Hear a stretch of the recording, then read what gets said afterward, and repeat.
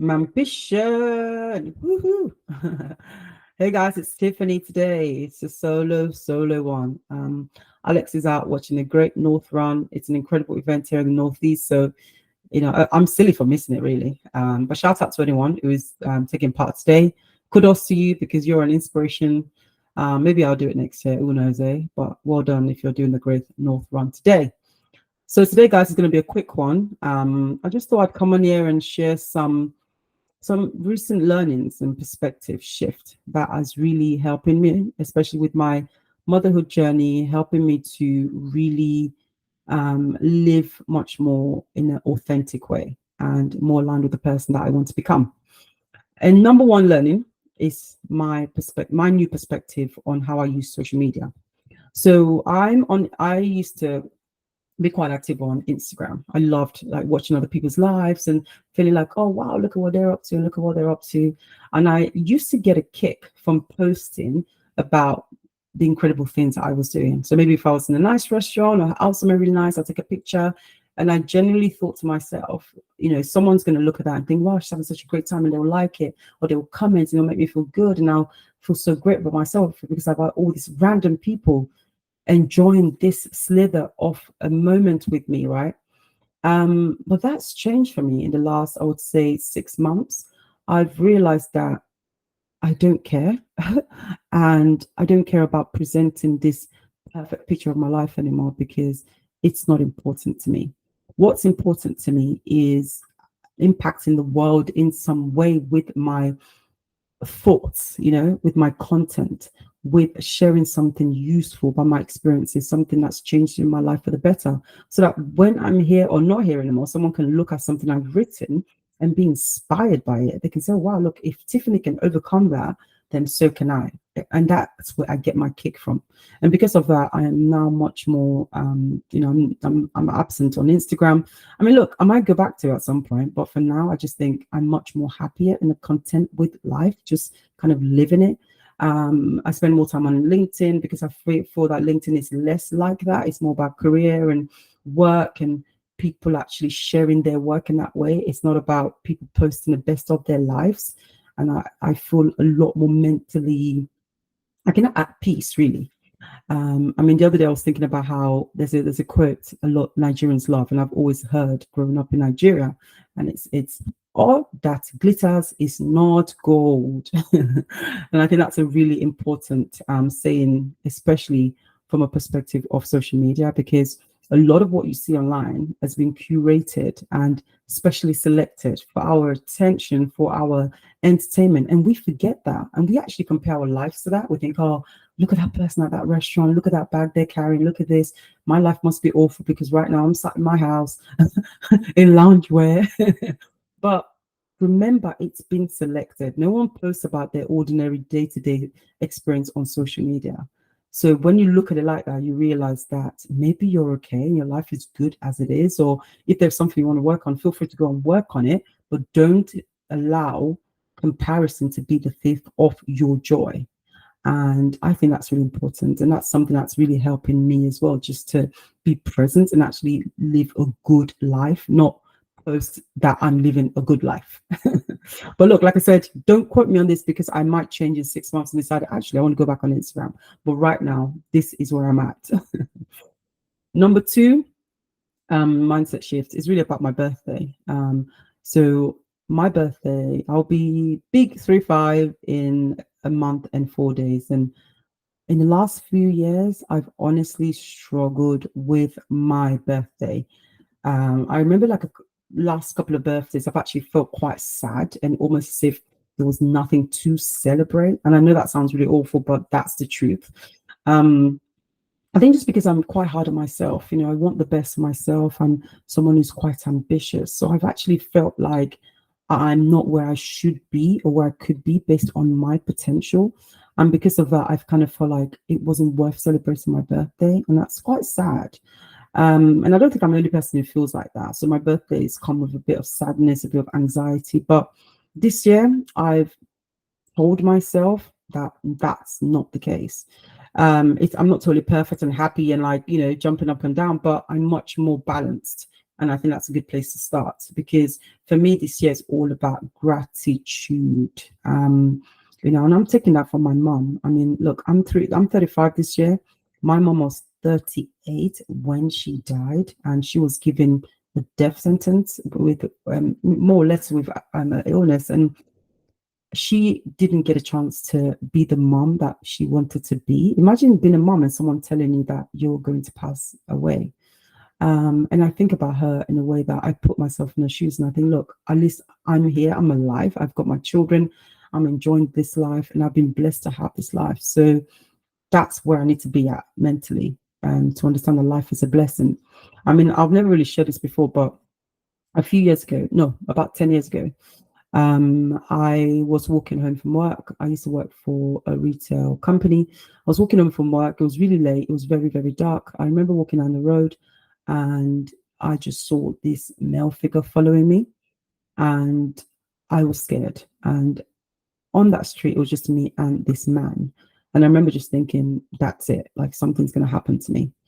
And I remember just walking fast, and he would increase his speed as well. I would slow down, he would decrease his speed as well. And I thought that was it. And then in that moment, I had this quick thinking to run to my neighbor's house because they live closer than I did. So I ran to their house, and I took out my keys from my bag, and I pretended that I lived there. And because that man saw me do that, he then ran off. And that saved my life. And now I look back on it and I think, God forbid what could have happened to me that night. So there's a moments where I realized that, you know, maybe life is a blessing, and I've been blessed to come this far without something like bad happening to me. So yeah, I'm thinking on that this year, and I'm just grateful. My third mindset shift has been around work and career. Um, you know, I've always been seen as someone who starts new things. A lot of people say, "Oh, you're really bold. You're starting a podcast, or you started a business, or this and that." But it's not something I want to do. I think it's just something I've developed from just the difficult experiences I've had with work and career, and the lessons I've learned that nobody's coming to save me. And because I've learned that, I've now decided that I'm taking control of my career. I'm taking control of my life, and I'm not going to make the easy options or take the easy path.